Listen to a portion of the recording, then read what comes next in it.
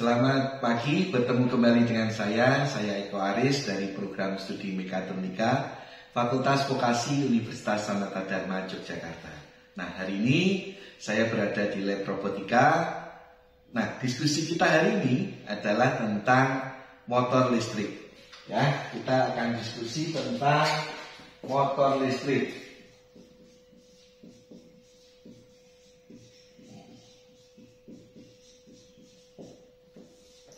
Oke, nah kenapa kalau kita diskusi tentang motor listrik? Karena motor listrik itu merupakan aktuator yang paling banyak digunakan di industri. Nah, di belakang saya di sini sudah ada beberapa catatan yang nantinya akan mempermudah diskusi kita. Kita akan diskusi santai. Harapannya hari ini kita bisa memberikan informasi penting terkait dengan motor listrik. Nah, khususnya untuk hari ini kita detail nanti yang akan kita bahas adalah motor DC sikap atau brush DC motor. Oke, mari kita lihat di sini. Ini adalah sistem mekatronika kita, ya, sistem mekatronika kita yang sudah kita pelajari sebelumnya, di mana mekatronika merupakan irisan dari sistem mekanik, sistem elektronik, sistem kendali, dan sistem komputer. Jadi kalau kita belajar mekatronika, kita akan belajar sistem mekanik, sistem elektronik, sistem kendali, dan sistem komputer sekaligus. Nah, tidak semuanya kita pelajari di sistem mekanik karena ini berupa irisan saja. Nah, kita pelajari sistem mekanik yang apa, itu tergantung dari bidang yang nanti akan kita menjadi fokus studi kita. Misalnya manufaktur, maka sistem mekanik yang nantinya diaplikasikan di manufaktur. Gitu ya. Nah, kemudian terkait dengan motor listrik itu bagian komponen, ya, komponen di dalam sistem mekatronika kita, yaitu di bagian elektromekanik. Ya, karena di dalam motor listrik itu merubah energi listrik menjadi energi mekanik, yaitu satu komponen teknik yang merubah energi listrik menjadi energi mekanik, di mana energi mekaniknya berupa gerak putar. Maka karena di situ ada listrik, ada mekanik, maka di sini ini adalah merupakan elektromekanik. Oke, nah mari kita lihat lebih detail tentang motor listrik, ya. Karena motor listrik itu 80%, ya, 80% aktuator yang ada di industri, mungkin juga di lingkungan kita itu menggunakan motor listrik. Jadi sebagai orang mekatronik kita harus menguasai bidang motor listrik, baik nanti kita tahu jenis-jenisnya, spesifikasinya, terus kita bisa memilih nantinya motor listrik yang sesuai, terus kemudian kita bisa melakukan proses instalasi gitu ya, sampai nantinya membuat program untuk mengendalikan motor listrik sesuai dengan apa yang kita inginkan di lapangan gitu ya. Nah, kita akan bicara detail tentang motor DC, tetapi sebelumnya kita akan bahas ya tentang jenis-jenis dari motor listrik, karena motor listrik itu akan banyak sekali jenisnya, dan tentunya nanti sebagai orang mekatronik kita harus mengetahui berbagai jenis motor listrik, masing-masing nanti spesifikasinya seperti apa, sehingga saat kita nantinya akan ada kasus di lapangan, kita bisa memilih motor listrik jenis apa yang sesuai dengan pilihan kita, ya, tentunya berdasarkan dari kalkulasi teknis sehingga dia benar-benar sesuai dengan apa yang kita inginkan. Nah, motor listrik kalau dilihat dari sumber listrik yang dibutuhkan itu terbagi menjadi dua, yaitu motor DC dan motor AC. Ya, berarti kalau motor DC ini motor yang nantinya sumber listriknya adalah DC. Sedangkan motor AC, motor yang sumber listriknya adalah AC, ya. Nah, kemudian motor DC sendiri dibagi menjadi dua, yaitu motor DC sikap atau brush DC motor dan motor DC tanpa sikap atau brushless DC motor. Oke, terus kemudian motor AC itu dibagi menjadi dua lagi, yaitu motor AC satu fase dan motor AC 3 fase. Ya. Jadi berarti kalau motor AC satu fase di sini dia membutuhkan sumber listrik AC satu fase. Yang 3 fase di sini membutuhkan listrik AC 3 fase. Yang biasanya digunakan untuk daya-daya yang besar. Nah, lebih detail lagi tentang motor DC sikat, ya. Motor DC sikat itu ada 4 jenis, yaitu motor DC sikat magnet permanen, kemudian motor DC sikat seri, motor DC sikat paralel, dan motor DC sikat gabungan. Nah, nanti kita akan bahas detail tentang motor DC sikat tadi. Nah, kemudian motor AC satu fase itu dibagi menjadi motor asinkron dan motor sinkron. Motor asinkron itu biasa disebut juga dengan motor induksi, ya. Yang banyak diaplikasikan saat ini adalah motor induksi. Ya, kalau Anda di rumah Anda itu kan banyak motor AC satu fase, misalnya untuk pompa, untuk di kulkas gitu ya, di AC gitu ya, itu semuanya menggunakan motor AC satu fase. Oke, nah motor AC satu fase yang asinkron itu nanti ada 5 jenis. Ada split fase motor, ada kapasitor start motor, ada kapasitor start kapasitor run, ada permanen listrik kapasitor, dan ada shaded pole. Nanti kita di video yang lain akan membahas detail tentang motor AC satu fase, jenis-jenisnya khususnya untuk motor AC asinkron, ya, satu fase asinkron. Nah, demikian pula motor AC 3 fase dibagi menjadi motor AC 3 fase asinkron dan sinkron. Ya, asinkron tapi disebut juga dengan motor induksi. Oke. Nah, sinkron itu karena nantinya putaran medan magnet yang ada di stator itu RPM-nya sama dengan putaran medan magnet yang ada di rotor. Itu sinkron. Kalau asinkron itu nanti putaran yang ada di stator untuk putaran medan magnetnya itu nanti lebih besar daripada putaran medan magnet yang ada di rotornya, ya. Karena berbeda maka disebutnya asinkron. Nah, sekarang kita akan membahas detail tentang motor DC, khususnya adalah DC sikat. Oke. Nah, kalau kita bicara motor DC, maka kita harus mengenal namanya elektromagnet, ya, karena tanpa adanya elektromagnet di sini kita tidak akan bisa membuat motor listrik jenis apapun, ya, termasuk motor DC sikat. Kita harus memiliki namanya elektromagnet.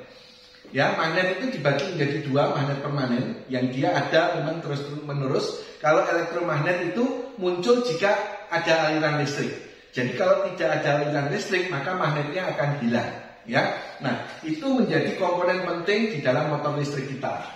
Nah, kita tahu bahwa ada arus listrik itu maka akan muncul medan magnet di sekelilingnya. Ini untuk pelajaran mungkin SMP atau SD itu ya, kita bawa ada kawat, kalau dialiri listrik maka di sekelilingnya muncul medan magnet. Nah, tetapi medan magnetnya ini kecil. Maka bagaimana caranya untuk meningkatkan kekuatan magnet, meningkatkan medan magnetnya? Maka caranya adalah dengan melilit, ya, membuat lilitan. Nah, kalau kita melihat rumus ini, B ini medan magnetnya, K ini adalah konstanta untuk material yang nanti di tengah yang ada di sini. U0 ini adalah permeabilitas ruang hampa. I itu adalah arusnya, N itu adalah jumlah lilitannya. Nah, maka kalau kita lihat dari sini, ada 3 cara yang digunakan untuk meningkatkan medan magnet. I itu meningkatkan arusnya. Jadi kalau semakin tinggi arusnya, maka medan magnetnya akan semakin kuat. N itu adalah jumlah lilitan. Jadi kalau semakin banyak jumlah lilitan, itu akan semakin kuat. K ini adalah konstanta untuk material yang nantinya ditempatkan di dalam atau di tengah-tengah lilitan. Jadi kalau tidak di tengah lilitan, konstantanya di sini 1, ya.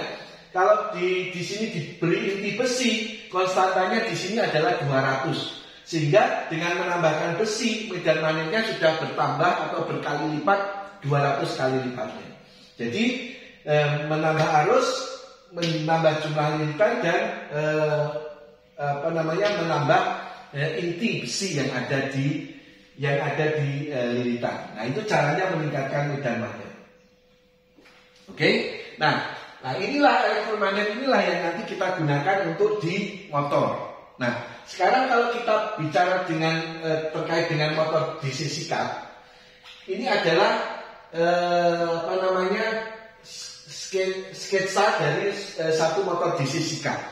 Ya, di sini ada magnet, ini kutub utara, ini ada magnet, ini kutub selatan.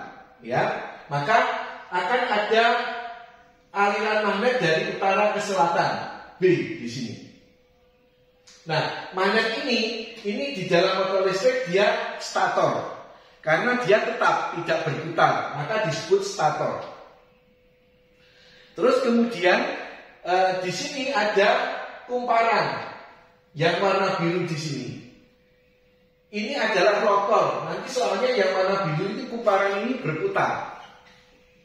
Kumparannya ini di sini berputar sehingga dia adalah rotornya yang nantinya tentunya nanti akan terhubung ke beban untuk memutar beban. Jadi rotornya inilah yang nantinya memutar beban.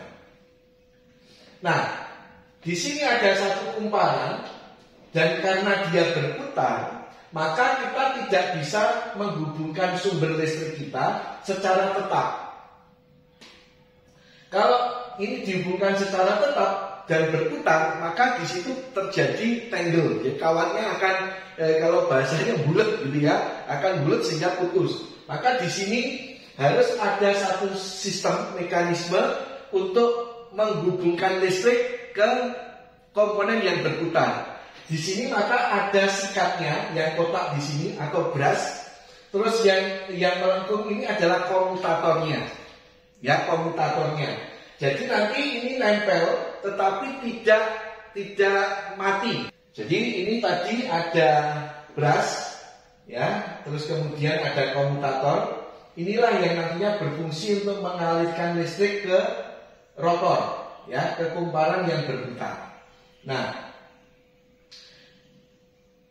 brush sama atau sikat sama komutator di sini dia itu menempel tetapi tidak tetap, dia bergesekan. Jadi komutatornya berputar, brushnya tetap, ya, ini bergesekan terus sehingga listriknya terus mengalir ke kumparan yang ada di sini. Nah, terkait dengan cara kerja dari motor DC, nanti untuk mengetahui juga kenapa atau bagaimana cara membalik putaran motor DC, di sini ada hukum gaya Lorentz yang ada di sini, yaitu kalau ini I arah ke sana, I, terus kemudian B arah medan magnetnya di sini, terus F itu adalah gaya tolaknya yang ada di sini atau gaya Lorentz-nya yang ada di sini, maka jika ini I, ini B, maka jari tengah ini adalah gaya tolaknya. Nah, sehingga kalau di sini diberi arus listrik mengalir ke arah ke atas yang di sebelah kiri, ini akan muncul gaya F ke atas, yang di sebelah kiri di sini akan muncul gaya F ke bawah. Ya. Nah, ini yang menyebabkan motor berputar, ya, motor DC berputar. Nah, maka sekarang bagaimana caranya supaya F-nya arahnya berkebalikan? Maka di sini yang semula I-nya masuk, ini I-nya diubah menjadi keluar di sini, ya. Kalau I-nya keluar, maka F-nya ke bawah, gitu ya. Jadi kalau I-nya di sini tidak ke arah atas, tapi I-nya ke arah bawah, maka di sini F-nya tuh akan turun ke bawah. Nah, di sini kesimpulannya adalah untuk membalik arah putaran motor DC, maka kita harus membalik polaritasnya, plus minusnya dibalik, sehingga arus listriknya terbalik. Nah, arus listriknya terbalik, maka gaya F-nya atau gaya Lorentz-nya, gaya tolaknya tadi akan berbalik arah, gitu ya. Sehingga kita tahu di sini untuk membalik putaran motor DC, tinggal membalik polaritasnya, plus minusnya dibalik. Nah, kemudian tadi saat kita bicara motor DC yang ada di sini, U sama S, ini magnet kutub utara, kutub selatan di sini, ini bisa berupa magnet permanen. Kalau motor DC-nya dayanya kecil, ini biasanya di sini adalah magnet permanen. Tetapi kalau motor DC-nya dayanya besar, misalnya 1 horsepower gitu ya, statornya ini tidak berupa magnet permanen. Statornya ini juga berupa elektromagnet, ya, juga berupa elektromagnet. Di sini juga berupa elektromagnet, ya. Nah, kira-kira seperti itu. Nah, ini berupa elektromagnet. Nah, di sini karena kalau kita dimensinya besar, dayanya besar, kalau kita menggunakan magnet permanen tentunya biayanya akan besar atau susah membuat magnet permanen dengan dimensi yang besar. Maka kita menggunakan elektromagnet. Nah, kalau karena di sini menggunakan elektromagnet, berarti kan di sini juga butuh sumber listrik. Di sini juga butuh sumber listrik. Inilah yang nantinya akan menentukan ya jenis dari motor listriknya. Oke. Nah, jika statornya berupa magnet permanen, maka jenisnya adalah motor DC sikat magnet permanen. Kalau di sini motor DC sikat seri, itu artinya di sini kumparan stator dan kumparan rotor ini dihubungkan secara seri. Ya, Anda lihat di sini dihubungkan secara seri. Nah, kalau ini dihubungkan secara seri, ini keuntungannya adalah torsi startnya tinggi. Maka sebelumnya dulu kalau kita ingin membuat crane atau crane ya, lift gitu, kalau pakai motor DC, kita menggunakan motor DC yang seri karena torsi startnya yang tinggi. Gitu ya. Terus kemudian di sini ada paralel. Berarti di sini antara motor DC, antara kumparan stator dan kumparan rotornya ini dihubungkan secara paralel.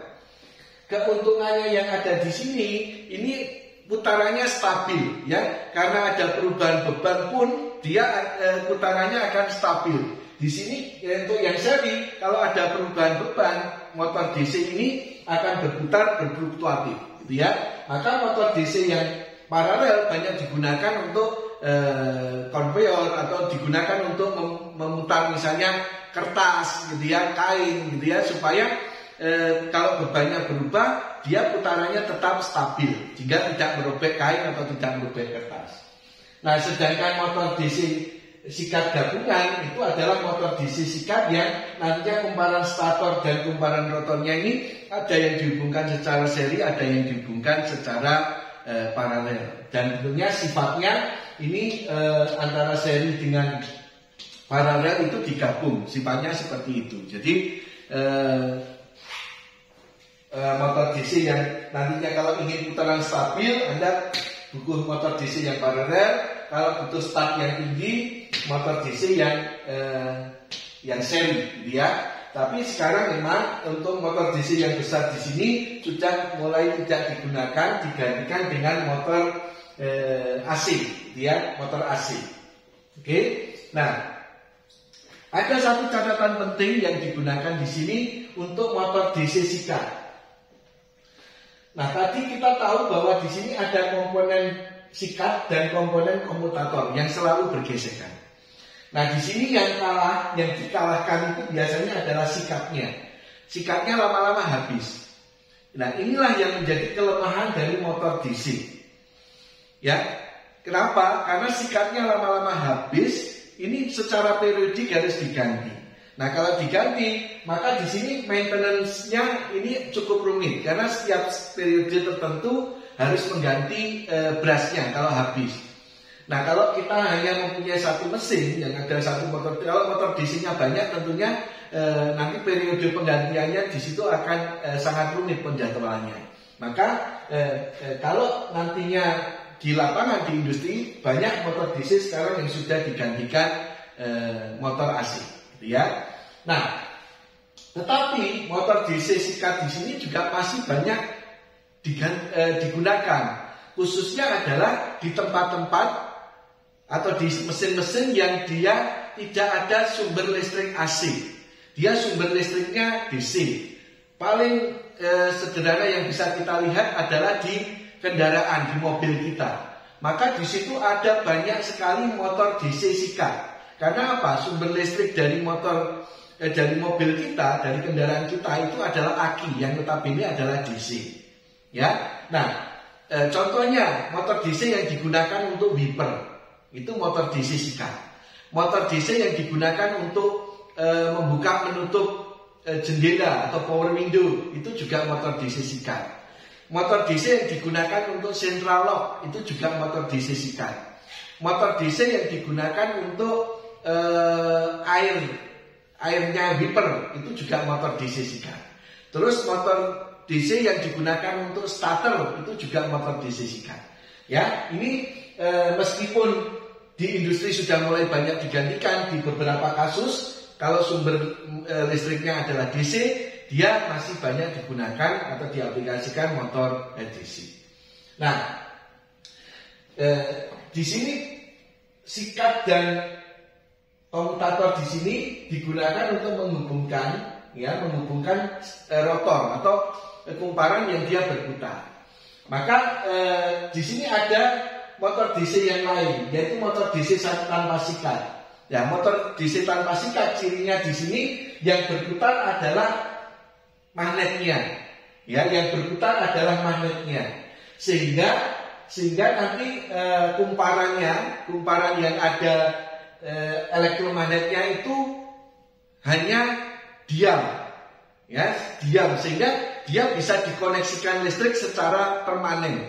Nah, sedangkan yang berputar itu magnetnya. Nah, karena magnetnya berputar, di sini perlu nanti tambahan elektronik yang bisa mendeteksi posisi magnetnya di mana, supaya nantinya untuk bisa switching dari kumparan yang nantinya menjadi elektromagnetnya. Jadi saat kapan dia on, saat kapan dia off.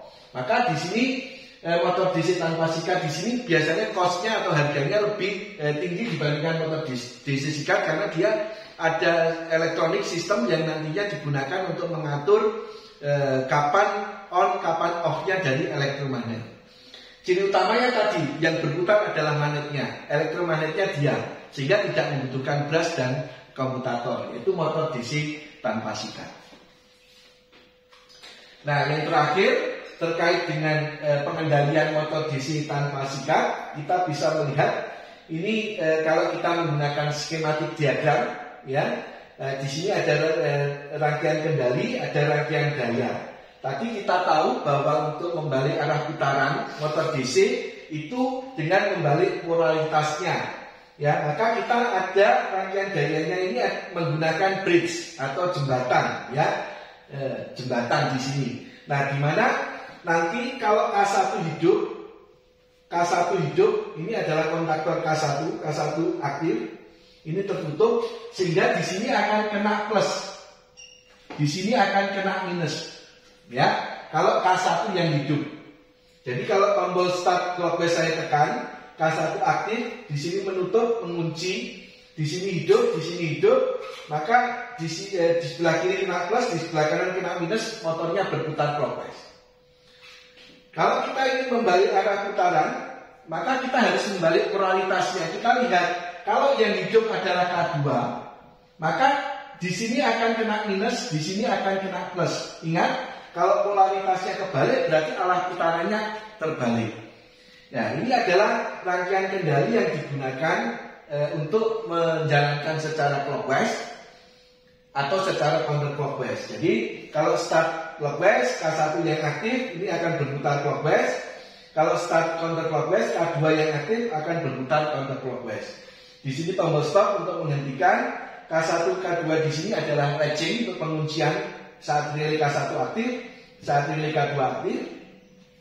K2 dan K1 di sini adalah interlock. Jadi saat K1 aktif, K2 tidak bisa aktif, ya. Karena saat K1 aktif di sini membuka, sehingga K2 tidak bisa aktif. Sehingga K1 dan K2 ini tidak bisa aktif bareng. Supaya apa? Supaya aman di sini.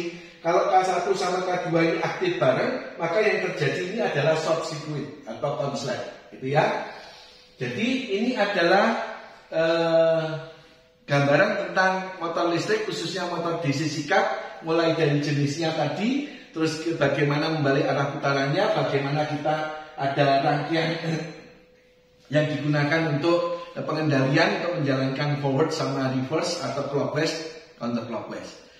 Sekian ngobrol saja kita hari ini tentang motor listrik, khususnya motor DC sikat. Semoga bermanfaat. Terima kasih.